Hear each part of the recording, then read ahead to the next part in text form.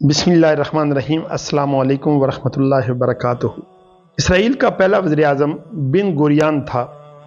एक रोज़ वो कुछ जल्दी में घर से जा रहा था कि उसकी बेटी ने याद दहानी करवाई कि आज दीवार गिरिया पर सालाना दुआ का दिन है। बिन गुरियान ने जवाब दिया कि मुझे रियासती अमूर से मुतल्लक कुछ अहम काम निपटाने ज़रूरी हैं, इसलिए मैं दफ्तर जा रहा हूँ। बेटी ने कहा कि सालाना दुआ से अहम और क्या काम हो सकता है। बिन गुरियान ने तारीखी जवाब दिया।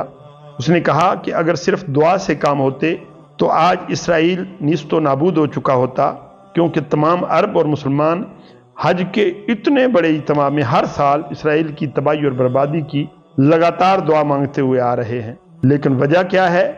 वो लोग दुआ तो मांगते हैं मगर अमल से आरी हैं, अमली मैदान में कोई कदम उठाने से गुरेजा हैं, जिसका नतीजा तुम्हारे सामने है कि अरब और मुसलमान किस हाल में हैं और नुज़ायदा यहूदी रियासत दिन दुगनी रात चुगनी तरक्की कर रही है।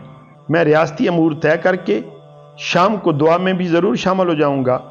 एक अरब कमोपेश 70 करोड़ से ज़्यादा बेअमल हम मुसलमान इस 60 लाख की आबादी वाले मुल्क के सामने मुकम्मल तौर पर बेबस हैं, और अलमिया ये है कि आहिस्ता आहिस्ता उसे तस्लीम करने के लिए उसी की शराइत पर ताल्लुकात उस्तवार करने की फ़िक्र में है। याद रखें कि कोई इंसान अपनी बुज़दिली की वजह से मौत से नहीं बच सकता। अगर सिर्फ दुआओं और इल्तिजाओं से मसाइल हल होने होते तो ना गज़वा बदर के लिए जाना पड़ता, ना ओद खंदक और बाकी तमाम जंगे आका करीम सल्लल्लाहु अलैहि वसल्लम को लड़ना पड़ती।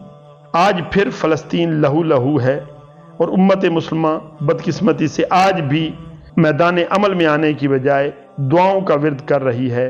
काश अल्लामा इकबाल की ये बात हमने हिर्ज़-ए-जां बना ली होती कि निकल कर खानकाहों से अदा कर रस्म शब्बीरी।